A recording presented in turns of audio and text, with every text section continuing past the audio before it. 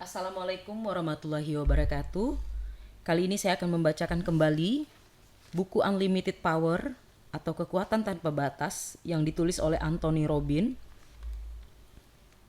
Bab keempat, lahirnya keberhasilan keyakinan. Manusia ditentukan dari apa yang dipercayainya. Dalam buku luar biasa yang berjudul Anatomy of an Illness, Norman Cousins menceritakan sebuah kisah membangun tentang Pablo Casals yang merupakan salah satu musisi hebat abad ke-20. Ini adalah kisah tentang keyakinan dan pembaruan, dan kita semua bisa belajar dari kisah tersebut. Cousins menceritakan dirinya bertemu dengan Casals tak lama sebelum ulang tahun ke-90 pemain cello hebat tersebut. Cousins mengatakan dia sangat sedih melihat pria tua itu saat memulai harinya. Tubuhnya yang lemah dan penyakit radang sendi pria itu sangat melemahkan tubuhnya, sehingga dia membutuhkan bantuan untuk berpakaian. Penyakit emfisemanya terlihat jelas pada napasnya yang sulit. Dia berjalan dengan kaki terseret, bungkuk, dan kepalanya menunduk. Tangannya bengkak dan jemarinya mengepal. Dia terlihat seperti seorang pria yang sangat tua dan sangat lelah. Bahkan, sebelum makan, dia berjalan menuju piano yang merupakan satu dari beberapa alat musik yang mahir dimainkan oleh Casals. Dengan sangat sulit, dia duduk di atas bangku piano.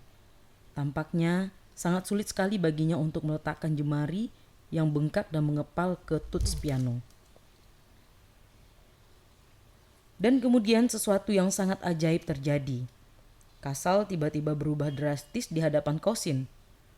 Pria itu memasuki kondisi berdaya, dan saat itu terjadi, fisiologinya berubah, sehingga membuatnya mulai bergerak dan bermain. Sehingga menciptakan hasil di dalam tubuhnya, dan di atas piano yang seharusnya hanya bisa dilakukan oleh pianis yang hebat, kuat, dan fleksibel. Seperti yang dikatakan oleh Cousins, jemari itu perlahan terbuka dan terulur ke tuts piano bak kuncup bunga yang mengarah ke sinar matahari. Punggungnya tegak, dia terlihat bernafas lebih mudah. Bayangan bermain piano benar-benar mengubah kondisi dan efektivitas tubuhnya. Casals memulainya dengan Waltz Temperierte Clavier karya Bach dan memainkannya dengan kepekaan dan kendali yang tinggi.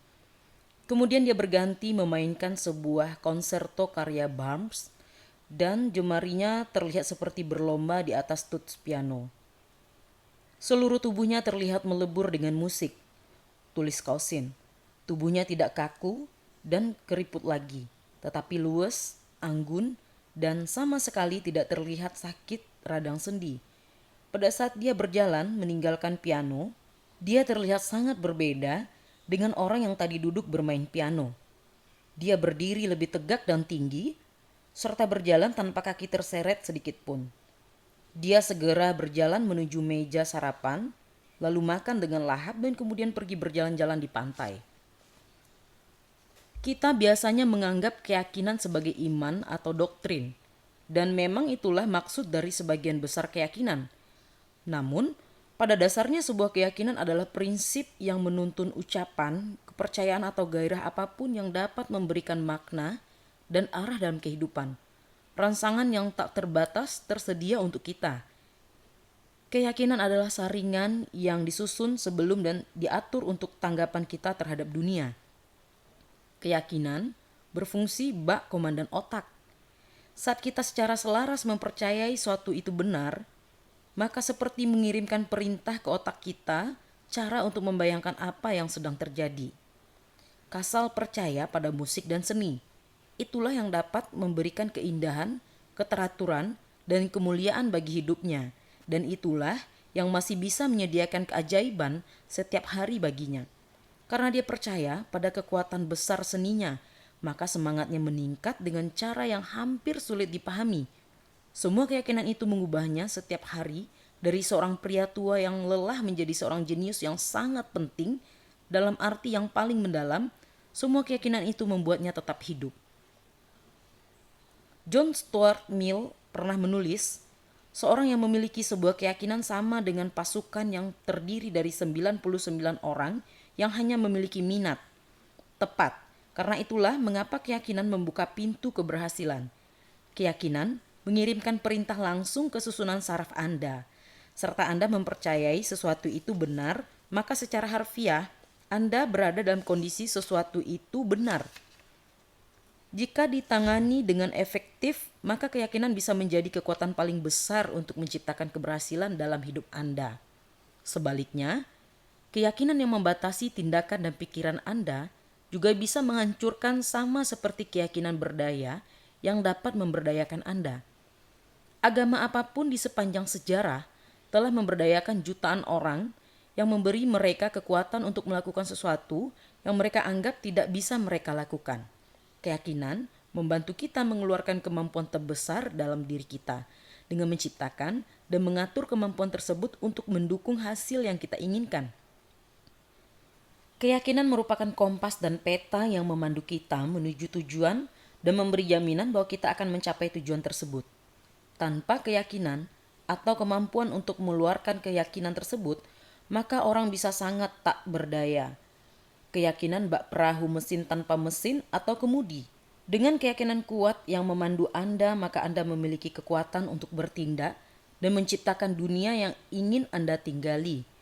Keyakinan membantu Anda melihat apa yang Anda inginkan dan memberi Anda semangat untuk meraihnya. Sebenarnya, tidak ada kekuatan yang lebih besar dalam perilaku manusia selain keyakinan. Pada dasarnya, sejarah manusia adalah sejarah dari keyakinan manusia. Mereka yang telah mengubah sejarah, baik Yesus, Nabi Muhammad, Kopernikus, Columbus, Edison atau Einstein, adalah orang-orang yang telah mengubah keyakinan kita guna mengubah perilaku kita sendiri, maka kita harus memulainya dengan berkeyakinan. Jika kita ingin mencontoh keberhasilan, kita harus belajar mencontoh keyakinan mereka yang meraih keberhasilan.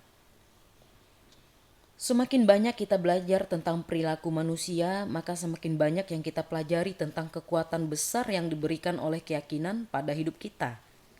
Dalam banyak hal, kekuatan itu menentang contoh logis yang dimiliki oleh sebagian besar dari kita.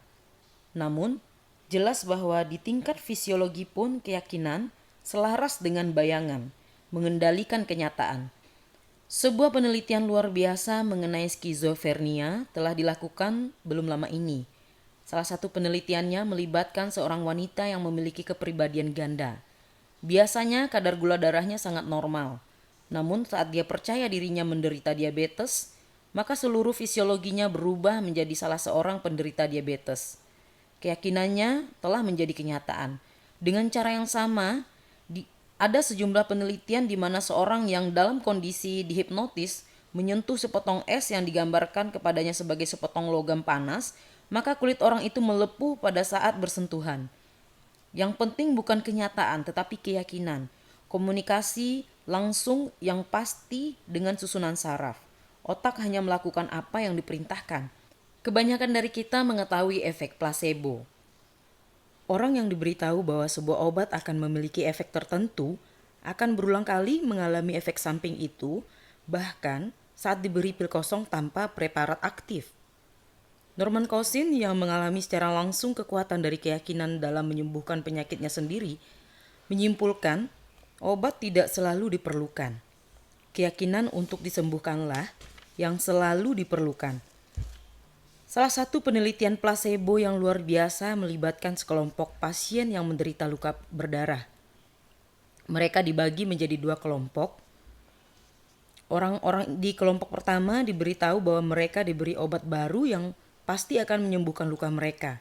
Mereka di kelompok kedua diberitahu bahwa mereka diberi obat percobaan. Tetapi sangat sedikit yang diketahui tentang efeknya. 70% orang di kelompok pertama mengalami kesembuhan besar dari luka mereka. Hanya 25% dari kelompok kedua yang mendapatkan hasil yang sama. Dalam kedua kasus tersebut, para pasien mendapatkan obat tanpa khasiat medis sama sekali. Satu-satunya perbedaan adalah sistem keyakinan yang mereka gunakan. Bahkan yang jauh lebih mengagumkan adalah banyak penelitian terhadap mereka yang setelah diberi obat yang diketahui memiliki efek berbahaya, sama sekali tidak sakit di saat diberitahu mereka akan mendapatkan hasil yang positif. Penelitian yang dilakukan oleh Dr. Andre Weil telah menunjukkan bahwa pengalaman para pengguna obat hampir berkaitan dengan harapan mereka. Dia menemukan bahwa dia bisa mengarahkan seseorang yang diberi obat amfetamin agar merasa tenang atau seseorang yang diberi obat tidur agar merasa bergairah. Keajaiban obat terletak di dalam pikiran penggunanya, bukan pada obat itu sendiri, kata Weil menyimpulkan. Dalam semua contoh ini, satu hal yang pasti yang paling mempengaruhi hasil keyakinan yaitu pesan konsisten dan selaras yang dikirimkan ke otak dan susunan saraf. Semua kekuatan keyakinan tersebut tidak melibatkan kekuatan sihir yang sulit dimengerti dalam prosesnya. Keyakinan adalah sebuah kondisi, yaitu sebuah bayangan yang mengatur perilaku. Bisa berupa keyakinan pada kemungkinan yang memberdayakan, sebuah keyakinan bahwa kita akan berhasil dalam sesuatu atau meraih keberhasilan yang lain. Bisa juga keyakinan yang membuat kita tak berdaya. Sebuah keyakinan bahwa kita tidak bisa berhasil, bahwa keterbatasan kita sudah jelas, sulit, dan sangat banyak. Jika Anda percaya pada keberhasilan, maka Anda akan bersemangat untuk meraihnya. Jika Anda percaya pada kegagalan, maka semua pesan itu akan cenderung mengarahkan Anda untuk mengalami kegagalan juga. Ingatlah, jika Anda mengatakan bahwa Anda bisa melakukan sesuatu atau Anda mengatakan bahwa Anda tidak bisa melakukan sesuatu, itu tetap benar.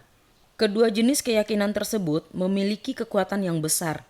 Pertanyaannya adalah, keyakinan seperti apa yang paling baik dimiliki dan bagaimana kita mengembangkannya? Lahirnya keberhasilan dimulai dengan menyadari bahwa keyakinan kita adalah sebuah pilihan.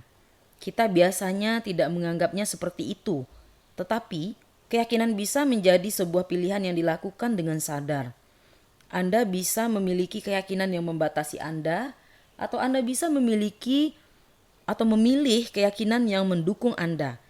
Caranya adalah dengan memilih keyakinan yang mendatangkan keberhasilan dan hasil yang Anda inginkan, dan membuang keyakinan yang menghambat Anda. Salah paham terbesar yang sering ditunjukkan orang-orang mengenai keyakinan adalah bahwa keyakinan adalah sebuah konsep intelektual yang statis, sebuah pemahaman yang terpisah dengan tindakan dan hasil. Itu sama sekali tidak benar. Keyakinan adalah jalan menuju keberhasilan karena tidak ada yang terpisah atau statis dari keyakinan. Keyakinan kitalah yang menentukan seberapa banyak kemampuan yang dapat kita gunakan. Keyakinan dapat membuka atau menutup aliran ide. Bayangkan situasi berikut ini, seorang mengatakan kepada Anda, tolong ambilkan garam. Dan saat Anda berjalan memasuki ruangan sebelah, Anda berkata, tetapi aku tidak tahu tempatnya. Setelah mencari selama beberapa menit, Anda berteriak, aku tidak bisa menemukan garamnya. Kemudian orang itu berjalan menghampiri Anda, lalu mengambil garam dari rak yang berada tepat di depan Anda, dan berkata, lihatlah tolol, garamnya tepat di depanmu. Seandainya garam ini ular, itu pasti sudah menggigitmu. Saat Anda berkata, aku tidak bisa, Anda memberi otak Anda perintah untuk tidak melihat garam. Dalam psikologi, kami menyebutnya skotoma. Ingatlah bahwa setiap pengalaman manusia, apapun yang pernah Anda katakan, lihat, dengar, raba, cium atau rasakan disimpan dalam otak Anda. Saat Anda mengatakan Anda tidak ingat, maka Anda benar. Saat Anda mengatakan Anda ingat, maka Anda memberi perintah pada susunan saraf Anda untuk membuka jalan menuju bagian otak Anda yang kemungkinan bisa memberikan jawaban yang Anda butuhkan. Mereka bisa karena mereka berpikir mereka bisa. Jadi sekali lagi, apa itu keyakinan? Keyakinan adalah cara menanggapi sesuatu yang dibentuk dan disusun sebelumnya yang menyaring komunikasi kita dengan diri sendiri secara konsisten. Dari mana asalnya keyakinan? Mengapa sebagian orang memiliki keyakinan yang mendorong mereka menuju keberhasilan, sedangkan sebagian lainnya memiliki keyakinan yang hanya membantu mereka untuk gagal? Jika kita ingin mencoba meniru keyakinan yang membantu keberhasilan, maka hal pertama yang harus kita ketahui adalah dari mana keyakinan itu berasal. Sumber pertama adalah lingkungan. Disinilah tempat siklus keberhasilan melahirkan keberhasilan dan kegagalan melahirkan kegagalan dengan cara yang paling kejam. Ketakutan terbesar dari hidup di kampung kumuh bukanlah perasaan frustasi dan perampasan yang terjadi setiap hari, orang-orang bisa mengatasi hal tersebut. Mimpi buruk yang sebenarnya adalah pengaruh lingkungan pada keyakinan dan impian. Jika Anda hanya melihat kegagalan, maka yang Anda lihat hanyalah keputusasaan sehingga sulit sekali bagi Anda untuk membentuk bayangan yang akan mendorong keberhasilan. Ingatlah bahwa di bab sebelumnya kita mengatakan bahwa mencontoh adalah sesuatu yang terus kita lakukan. Jika Anda besar dalam lingkungan orang kaya dan berhasil, maka Anda bisa dengan mudah mencontoh menjadi kaya dan berhasil. Jika Anda besar dalam lingkungan orang miskin dan putus asa, maka dari sanalah contoh kemungkinan Anda berasal. Albert Einstein mengatakan, sebagian kecil orang bisa menyampaikan pendapat dengan tenang yang berbeda dengan prasangka dari lingkungan sosial mereka. Sebagian besar orang bahkan tidak bisa mengeluarkan pendapat seperti itu. Dalam salah satu kursus lanjutan saya mengenai mencontoh, saya mengadakan sebuah latihan di mana kami mencari orang-orang yang tinggal di jalanan kota besar. Kami mengajak mereka untuk mencontoh sistem keyakinan dan strategi pemikiran mereka. Kami menawarkan makanan dan banyak sekali cinta kepada mereka, serta bertanya apakah mereka bersedia menceritakan kepada kelompok kami tentang hidup mereka, bagaimana perasaan mereka dengan kondisi sekarang, dan mengapa mereka mempercayai sesuatu seperti itu. Kemudian kami membandingkan mereka dengan orang-orang yang telah mengubah hidup mereka meskipun pernah mengalami peristiwa menyedihkan baik secara fisik maupun emosional. Dalam sebuah sesi baru-baru ini, kami mengundang seorang pria berusia 28 tahun yang kuat, jelas serta terlihat cerdas, berbadan sehat, serta berwajah tampan. Mengapa pria itu sangat tidak bahagia dan tinggal di jalanan, padahal W. Mitchell yang setidaknya dari luar terlihat memiliki kemampuan yang lebih sedikit untuk mengubah hidupnya, sangat bahagia. Mitchell besar dalam sebuah lingkungan yang menyediakan contoh orang-orang yang pernah mengatasi rintangan besar sehingga memiliki kehidupan yang bahagia. Hal ini menciptakan sebuah keyakinan dalam dirinya. Ini juga mungkin bagi saya. Sebaliknya, pria muda yang satunya, panggil saja John, besar dalam sebuah lingkungan yang tidak memiliki contoh semacam itu. Ibunya adalah seorang pelacur, ayahnya dipenjara karena menembak seseorang. Saat dia berusia 8 tahun, ayahnya menyuntikkan heroin ke tubuhnya. Lingkungan semacam itu jelas berperan besar dalam apa yang dia percaya memungkinkan. Sedikit lebih penting dari bertahan hidup dan bagaimana mencapainya, yaitu tinggal di jalanan, mencuri, berusaha menghilangkan kesedihan Anda dengan narkoba. Dia percaya kalau orang selalu memanfaatkan Anda jika Anda tidak mengawasi mereka dan tak seorang pun mencintai orang lain, dan sebagainya. Malam itu kami bekerja bersama pria ini dan mengubah sistem keyakinannya. Seperti yang akan dijelaskan di bab 6, hasilnya dia tidak pernah kembali lagi ke jalanan. Sejak malam itu, dia berhenti menggunakan narkoba, dia mulai bekerja, dan sekarang memiliki teman-teman yang baru ditemukannya dan tinggal di sebuah lingkungan dengan keyakinan baru sehingga menghasilkan atau menciptakan hasil baru. Dr. Benjamin Bloom di Universitas Chicago meneliti 100 atlet, musisi, dan mahasiswa muda yang paling berhasil. Dia terkejut saat mengetahui bahwa sebagian besar anak muda ajaib tersebut awalnya tidak menunjukkan kecerdasan yang sangat menonjol. Sebaliknya, sebagian besar mendapatkan perhatian, bimbingan, dan dukungan yang seksama. Lalu kemudian mereka mulai berkembang. Keyakinan bahwa mereka bisa menjadi seseorang yang istimewa muncul sebelum ada tanda mereka memiliki bakat yang besar. Lingkungan mungkin pencetus keyakinan yang paling kuat, tetapi bukan satu-satunya. Seandainya hanya lingkungan pencetus, maka kita akan hidup di dunia yang statis, di mana anak-anak orang kaya hanya akan mengetahui kekayaan, dan anak-anak orang miskin tidak akan pernah berkembang melebihi asal-usulnya. Sebaliknya, ada pengalaman dan cara pembelajaran lain yang juga dapat melahirkan keyakinan. Peristiwa, baik kecil maupun besar, dapat membantu membentuk keyakinan. Ada peristiwa tertentu dalam hidup semua orang yang tidak akan pernah mereka lupakan. Anda berada di mana pada saat John F. Kennedy dibunuh? Jika Anda cukup besar untuk mengingatnya, saya yakin Anda akan mengetahuinya. Bagi banyak orang, itu adalah hari yang selamanya mengubah pendapat mereka tentang dunia. Dengan cara yang sama, kebanyakan dari kita memiliki pengalaman yang tidak akan pernah kita lupakan. Dan hal-hal yang memiliki dampak besar pada kita sehingga tertanam selamanya dalam otak kita. Pengalaman semacam inilah yang membentuk keyakinan yang dapat mengubah hidup kita. Saat berusia 13 tahun, saya sedang mencari apa yang ingin saya lakukan dengan hidup saya. Dan saya memutuskan akan menjadi wartawan atau penyiar olahraga. Suatu hari saya membaca di surat kabar bahwa Howard Cosell akan menandatangani buku barunya di sebuah toko serba ada setempat. Saya pikir jika ingin menjadi penyiar olahraga maka saya harus mulai mewawancarai para atlet profesional.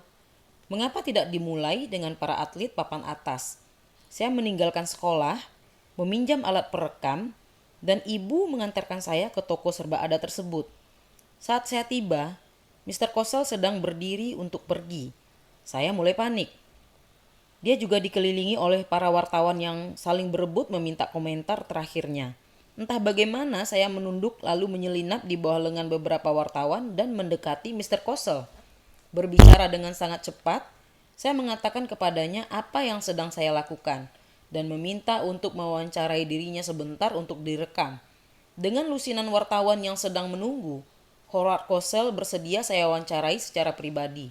Pengalaman tersebut mengubah keyakinan saya mengenai apa yang memungkinkan, siapa dalam hidup ini yang bisa didekati, dan apa ganjaran yang saya dapatkan saat meminta apa yang saya inginkan. Karena dorongan Mr. Cosell, saya menulis untuk sebuah surat kabar harian dan membangun karir di bidang komunikasi. Cara ketiga, untuk membentuk keyakinan adalah dengan pengetahuan. Pengalaman langsung merupakan salah satu bentuk pengetahuan. Pengetahuan yang lain didapatkan dari membaca, menonton film, memandang dunia seperti yang digambarkan oleh orang lain. Pengetahuan adalah salah satu cara terbaik untuk memecahkan belenggu lingkungan yang membatasi. Sesuram apapun dunia Anda, jika Anda bisa membaca tentang pencapaian orang lain, maka Anda bisa menciptakan keyakinan yang akan membuat Anda bisa berhasil. Dr. Robert Coffin, seorang ilmuwan politik kulit hitam, menulis dalam The New York Times bagaimana teladan Jackie Robinson yang merupakan pemain kulit hitam pertama di Liga Utama mengubah hidupnya saat dia remaja. Kualitas hidup saya meningkat karena ketertarikan saya dengannya. Tingkat harapan saya meningkat melihat teladannya. Cara keempat untuk menciptakan hasil adalah melalui hasil di masa lalu. Cara paling pasti untuk menciptakan keyakinan adalah Anda bisa melakukan sesuatu adalah dengan melakukannya sekali. Hanya sekali.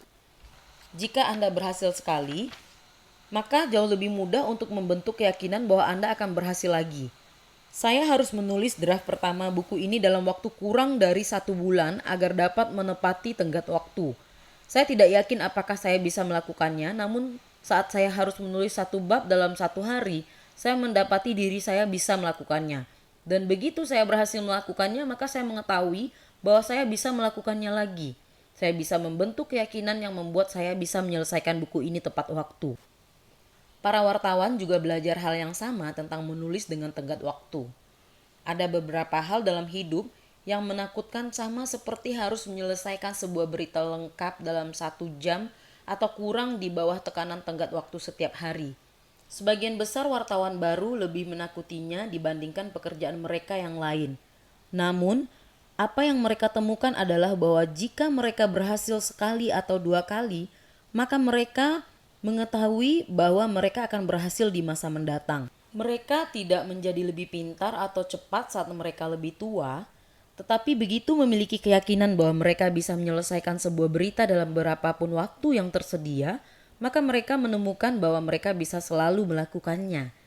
Hal yang sama terjadi pada para pelawak, pengusaha, atau orang-orang yang bekerja apapun. Mempercayai bahwa sesuatu bisa diselesaikan adalah ramalan yang menjadi nyata dengan sendirinya. Cara kelima untuk menciptakan keyakinan adalah dengan menciptakan dalam pikiran Anda pengalaman yang Anda inginkan di masa depan, seolah-olah pengalaman itu terjadi sekarang. Sama seperti pengalaman di masa lalu yang dapat mengubah bayangan Anda dan apa yang Anda percayai mungkin maka bayangan pengalaman bagaimana Anda menginginkan sesuatu terjadi di masa depan juga bisa. Saya menyebutnya merasakan hasilnya di depan.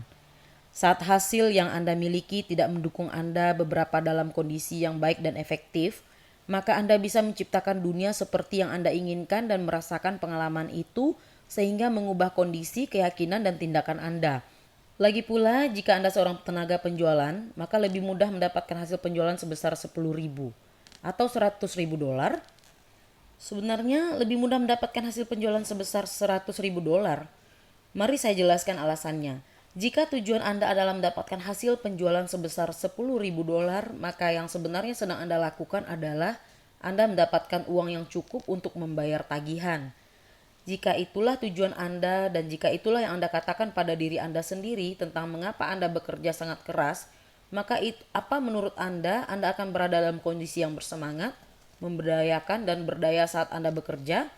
Apakah Anda dipengaruhi dengan gairah sambil berpikir, ya ampun, saya harus bekerja agar saya bisa mendapatkan cukup uang untuk membayar tagihan saya yang menumpuk? Tidak tahu dengan Anda, tapi itu tidak membuat saya bersemangat. Namun berjualan tetap saja berjualan. Anda harus melakukan panggilan yang sama, bertemu orang yang sama, mengirimkan barang yang sama, apapun harapan pencapaian Anda. Jadi, jauh lebih menyenangkan dan jauh lebih menarik jika memiliki tujuan mendapatkan hasil penjualan sebesar 100.000 dolar daripada 10.000 dolar. Dan kondisi senang hal tersebut kemungkinan besar akan mendorong Anda untuk terus melakukan berbagai macam tindakan yang akan mengeluarkan kemampuan terbaik Anda dibandingkan hanya berharap bekerja dan mendapatkan uang. Jelas uang bukan satu-satunya alat untuk memotivasi diri Anda sendiri. Apapun tujuan Anda, jika Anda menciptakan dalam pikiran Anda gambaran yang jelas mengenai hasil yang akan Anda inginkan dan bayangan seolah-olah Anda telah mencapainya, maka Anda akan terus masuk ke dalam kondisi yang akan mendukung Anda dalam menciptakan hasil yang Anda inginkan. Semua ini merupakan cara untuk menggerakkan keyakinan. Kebanyakan dari kita membentuk keyakinan kita dengan sembarangan. Kita menyerap semua hal baik maupun buruk dari dunia di sekeliling kita. Namun salah satu gagasan utama dari buku ini adalah bahwa Anda tidak hanya menjadi selembar daun yang tertiup angin. Anda bisa mengendalikan keyakinan Anda. Anda bisa mengendalikan cara Anda mencontoh orang lain. Anda bisa mengukur hidup Anda dengan sadar, mengaturnya. Anda bisa berubah. Seandainya ada kata kunci dalam buku ini, maka itulah kata kuncinya, berubah. Saya akan mengajukan pertanyaan paling mendasar kepada Anda. Keyakinan apa yang Anda miliki tentang siapa diri Anda dan apa yang bisa Anda lakukan? Silahkan berpikir dan tuliskan 5 keyakinan utama yang telah membatasi Anda di masa lalu. Sekarang tulislah daftar berisi setidaknya 5 keyakinan positif yang sekarang bisa mendukung Anda dalam mencapai tujuan tertinggi Anda. Salah satu asumsi yang kita percaya adalah bahwa setiap pernyataan yang Anda buat berlaku dan dianggap berlaku pada saat pernyataan itu dibuat.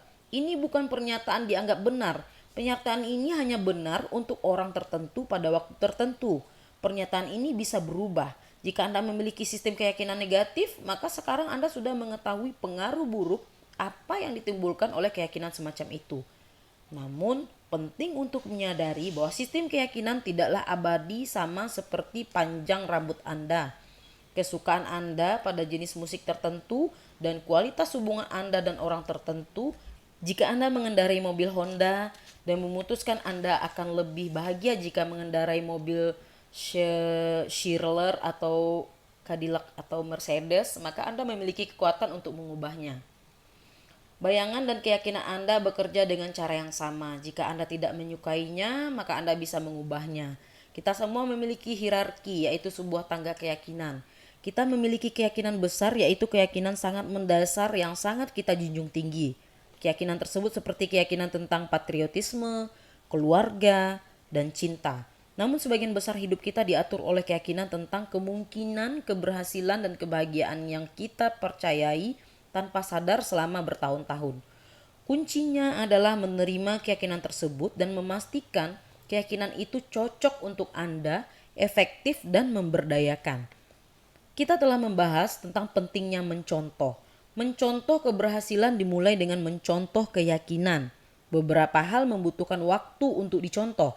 Tetapi jika Anda bisa membaca, berpikir, dan mendengar, maka Anda bisa mencontoh keyakinan orang-orang paling berhasil di dunia ini. Saat J. Paul Getty memulai hidupnya, dia memutuskan untuk mengetahui keyakinan orang-orang paling berhasil dan kemudian dia mencontoh keyakinan tersebut. Anda bisa secara sadar mencontoh keyakinan dan keyakinan para pemimpin paling hebat dan membaca autobiografi mereka. Perpustakaan kita dipenuhi dengan jawaban untuk pertanyaan bagaimana menciptakan hasil apapun yang Anda inginkan. Dari mana asal keyakinan pribadi Anda? Apakah keyakinan tersebut berasal dari pria biasa di jalanan? Apakah keyakinan tersebut berasal dari TV dan radio? Apakah keyakinan tersebut berasal dari siapapun yang berbicara paling lama dan keras? Jika Anda ingin berhasil, maka akan bijaksana jika Anda memilih keyakinan Anda dengan hati-hati daripada berjalan ke sana kemari bak selembar kertas yang melayang, memungut keyakinan apapun yang Anda temui. Hal yang penting harus disadari adalah bahwa kemampuan yang kita keluarkan dan hasil yang kita dapatkan adalah bagian dari proses dinamis yang diawali dengan keyakinan. Saya senang membayangkan proses tersebut seperti diagram berikut ini. Misalkan saja seorang memiliki keyakinan bahwa dia tidak efektif dalam suatu hal. Misalkan saja dia mengatakan kepada dirinya bahwa dia mahasiswa yang buruk. Jika dia memiliki harapan untuk gagal, maka berapa besar kemampuan yang akan dikeluarkannya? Tidak banyak. Dia telah mengatakan kepada dirinya bahwa dia tidak tahu. Dia telah mengirimkan sinyal ke otaknya untuk gagal karena mengawali dengan harapan semacam itu. Tindakan macam apa yang mungkin akan dilakukannya? Apakah tindakannya akan dilakukan dengan percaya diri, bersemangat, selaras, dan tegas? Apakah tindakannya akan mencerminkan kemampuan sejatinya? Tidak mungkin. Jika dia yakin akan gagal, mengapa harus susah payah berusaha keras? Jadi, Anda telah mengawalinya dengan sebuah sistem keyakinan yang menekankan apa yang tidak bisa Anda lakukan. Sebuah keyakinan yang selanjutnya memberi sinyal ke susunan saraf Anda untuk menanggapinya dengan cara tertentu.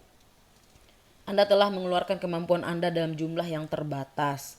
Anda telah mengambil tindakan setengah hati dan sementara. Hasil semacam apa yang didapatkan dari semua ini? Kemungkinan hasilnya akan sangat menyedihkan. Apa yang akan dilakukan hasil menyedihkan ini terhadap keyakinan Anda mengenai usaha Anda berikutnya? Kemungkinan hasil tersebut akan memperkuat keyakinan negatif yang memulai seluruh rangkaian ini. Jika ini adalah formula keberhasilan, maka LA Raiders akan dipenuhi oleh sekelompok pembalet. Apa yang terjadi di sini adalah penurunan sangat drastis yang klasik. Kegagalan melahirkan kegagalan. Mereka yang tidak bahagia dan memiliki hidup yang berantakan seringkali tidak mendapatkan hasil yang mereka inginkan dalam jangka waktu yang sangat lama, sehingga mereka tidak percaya lagi kalau mereka bisa menciptakan hasil yang mereka inginkan. Mereka melakukan sedikit sekali usaha atau bahkan tidak berusaha sama sekali mengeluarkan kemampuan mereka dan mulai mencoba untuk mengetahui bagaimana mereka bisa membawa kehidupan mereka ke tempat di mana mereka melakukan sesuatu sedikit mungkin. Dari tindakan semacam itu, hasil apa yang mereka capai?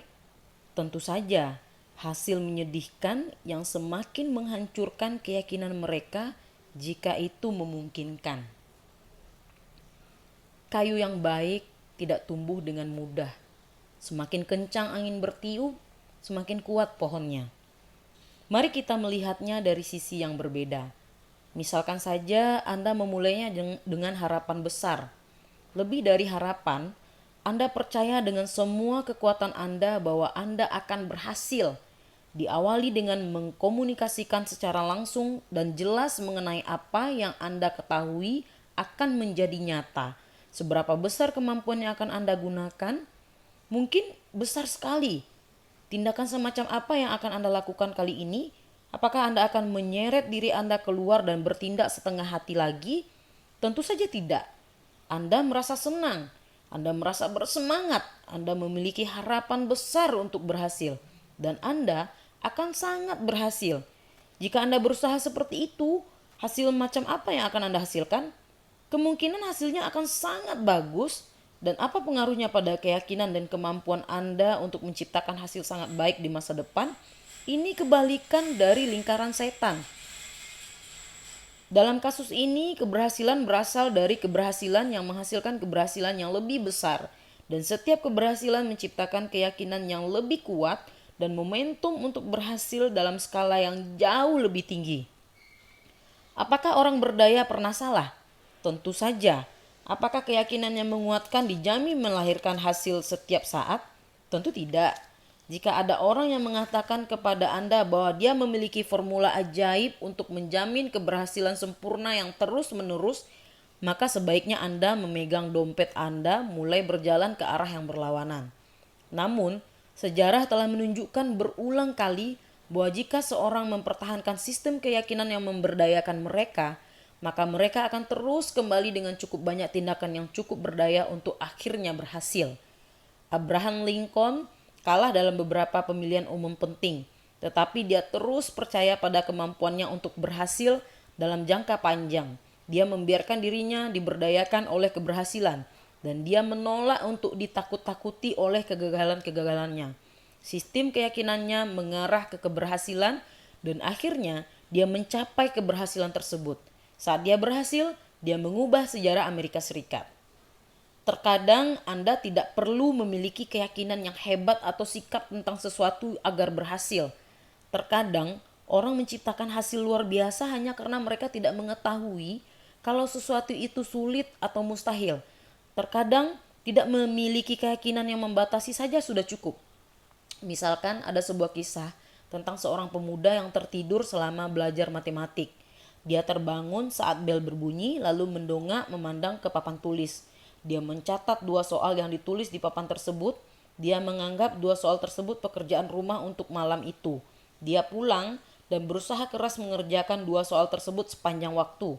Dia tidak bisa mengerjakan 1 soal pun, tetapi dia terus berusaha sepanjang minggu itu. Akhirnya dia menemukan jawaban untuk salah satu soal dan membawanya ke kelas. Sang guru sangat terpesona. Ternyata soal yang dikerjakan pemuda itu seharusnya tidak bisa dikerjakan. Seandainya murid itu mengetahui, dia mungkin tidak akan mengerjakannya. Namun karena dia tidak mengatakan kepada dirinya kalau soal itu tidak bisa dikerjakan, sebenarnya yang terjadi malah sebaliknya, yaitu dia menganggap dirinya harus mengerjakan soal itu dan dia bisa menemukan cara untuk mengerjakannya. Cara lain untuk mengubah keyakinan Anda adalah dengan memiliki pengalaman yang menyangkal keyakinan Anda. Itu alasan lain mengapa kami berjalan di atas api.